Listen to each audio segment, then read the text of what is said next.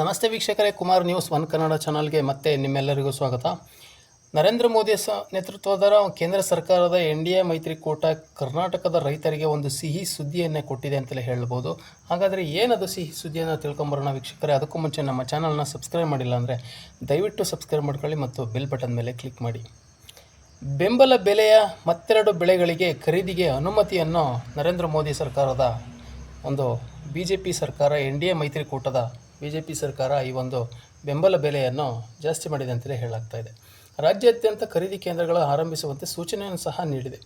ಬೆಂಬಲ ಬೆಲೆಯಲ್ಲಿ ಉದ್ದು, ಸೋಯಾಬೀನ್ ಖರೀದಿಗೂ ಸಹ ಅನುಮತಿಯನ್ನು ನೀಡಿದೆ ಅಂತಲೇ ಹೇಳಲಾಗ್ತಾ ಇದೆ. ರಾಜ್ಯದಲ್ಲಿ 90 ದಿನಗಳ ಅವಧಿಗೆ ಖರೀದಿ ಕೇಂದ್ರ ತೆರೆಯಲು ಸೂಚನೆಯನ್ನು ಸಹ ನರೇಂದ್ರ ಮೋದಿ ಅವರು ಕೊಟ್ಟಿದ್ದಾರೆ ಅಂತಲೇ ಹೇಳಲಾಗ್ತಾ ಇದೆ. ರಾಜ್ಯದ ರೈತರಿಗೆ ಕೇಂದ್ರ ಸರ್ಕಾರ ಸಿಹಿ ಸುದ್ದಿ ನೀಡಿದ್ದು, ಮತ್ತೆರಡು ಬೆಳೆಗಳಿಗೆ ಬೆಂಬಲ ಬೆಲೆ ಅಡಿಯಲ್ಲಿ ಖರೀದಿಸಲು ಅನುಮತಿ ನೀಡಿದೆ. ಈ ಹಿಂದೆ ಹೆಸರುಕಾಳು, ಸೂರ್ಯಕಾಂತಿ ಬೆಳೆಗಳನ್ನು ಬೆಂಬಲ ಬೆಲೆಗೆ ಖರೀದಿಸಲು ಅನುಮತಿ ನೀಡಿದ್ದ ಕೇಂದ್ರ ಇದೀಗ ಉದ್ದು ಹಾಗೂ ಸೋಯಾಬೀನ್ ಅನ್ನು ಬೆಂಬಲ ಬೆಲೆಯಲ್ಲಿ ಖರೀದಿಸುವಂತೆ ರಾಜ್ಯ ಸರ್ಕಾರಕ್ಕೆ ನಿರ್ದೇಶನವನ್ನು ಮಾಡಲಾಗಿದೆ ಅಂತಂದು ಕೇಂದ್ರ ಸರ್ಕಾರ ಪ್ರಹ್ಲಾದ್ ಜೋಶಿ ಅವರು ತಿಳಿಸಿದ್ದಾರೆ. ಕಳೆದ 4-5 ದಿನಗಳಿಂದ ಹಿಂದೆಯಷ್ಟೇ ಸೂರ್ಯಕಾಂತಿ ಹಾಗೂ ಹೆಸರು ಬೆಳೆಗಳನ್ನು ಬೆಂಬಲ ಬೆಲೆಯಲ್ಲಿ ಖರೀದಿಸುವಂತೆ ಕೇಂದ್ರ ತಿಳಿಸಿತ್ತು.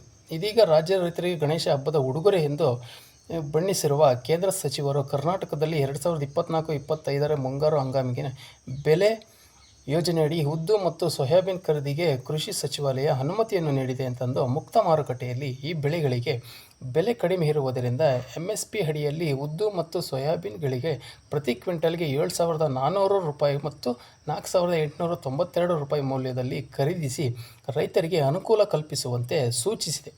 ರಾಜ್ಯದ ರೈತರು ಬೆಳೆದ 19,760 ಮೆಟ್ರಿಕ್ ಟನ್ ಉದ್ದಿನ ಬೇಳೆ ಹಾಗೂ 1,03,315 ಮೆಟ್ರಿಕ್ ಟನ್ ಸೋಯಾಬೀನ್ ಬೆಳೆಗಳನ್ನು ಖರೀದಿ ಮಾಡಲು ರಾಜ್ಯ ಸರ್ಕಾರಕ್ಕೆ ನಿರ್ದೇಶನವನ್ನು ಮಾಡಿದೆ ಅಂತಲೂ ಹೇಳಲಾಗ್ತಾ ಇದೆ.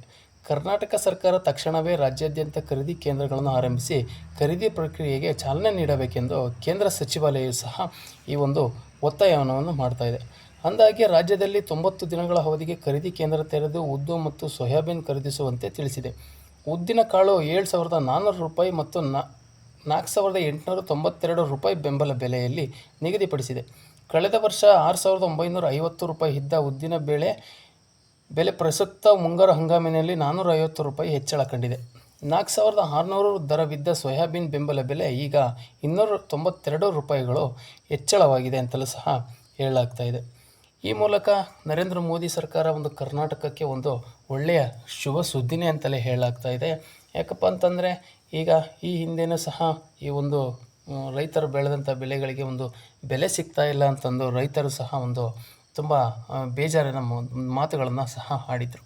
ಅದರಂತೆ ನರೇಂದ್ರ ಮೋದಿಯವರಿಗೆ ರೈತರ ಸಂಕಷ್ಟ ಏನು ಮತ್ತು ಈ ಒಂದು ಏನು ಪ್ರಕೃತಿ ವಿಕೋಪದಿಂದ ಈ ಒಂದು ತುಂಬ ಮಳೆ ಜಾಸ್ತಿ ಆಗಿರೋದ್ರಿಂದ ಏನೋ ಒಂದು ಅನಾಹುತಗಳಾಗಿದ್ವು, ಅದರೆಲ್ಲದರ ಅನುಕೂಲವನ್ನು ಆಧರಿಸಿ ಇವತ್ತು ಎಲ್ಲ ಬೆಳೆಗಳಿಗೂ ಸಹ ಒಂದು ಬೆಂಬಲ ಬೆಲೆಯನ್ನು ನಿಗದಿಪಡಿಸಿ ಅವನ್ನು ಖರೀದಿ ಕೇಂದ್ರಗಳನ್ನು ಸಹ ತೆರೆಯೋದ್ರ ಮೂಲಕ ರೈತರಿಗೆ ಒಂದು ಆಶಾದಾಯಕವಾದ ಒಂದು ಭರವಸೆಯನ್ನು ನೀಡೋದ್ರ ಮೂಲಕ ನರೇಂದ್ರ ಮೋದಿ ಸರ್ಕಾರ ರೈತರ ಪರವಾಗಿದೆ ಅನ್ನೋದನ್ನು ಮತ್ತೊಮ್ಮೆ ಸಾಬೀತು ಮಾಡಿರೋದ್ರಿಂದ ರೈತರ ಮೊಗದಲ್ಲೂ ಸಹ ಒಂದು ಸಂತೋಷ ಒಂದು ಕಳೆಗಟ್ಟಿದೆ ಅಂತಲೇ ಹೇಳಲಾಗ್ತಾ ಇದೆ. ವೀಕ್ಷಕರೇ, ನಮ್ಮ ಮಾಹಿತಿ ನಿಮಗೆ ಇಷ್ಟ ಆಗಿದ್ದರೆ ದಯವಿಟ್ಟು ನಮ್ಮ ಚಾನಲ್ನ ಸಬ್ಸ್ಕ್ರೈಬ್ ಮಾಡಿ ಮತ್ತು ಬೆಲ್ ಬಟನ್ ಮೇಲೆ ಕ್ಲಿಕ್ ಮಾಡಿ ಅಂತ ಹೇಳ್ತಾ, ನಮ್ಮ ಅನಿಸಿಕೆ ಅಭಿಪ್ರಾಯಗಳನ್ನು ಕಮೆಂಟ್ ಮೂಲಕ ತಿಳಿಸಿ ಅಂತ ಹೇಳ್ತಾ ಮತ್ತೆ ಮುಂದಿನ ವಿಡಿಯೋದಲ್ಲಿ ಸಿಗೋಣ. ನಮಸ್ಕಾರ.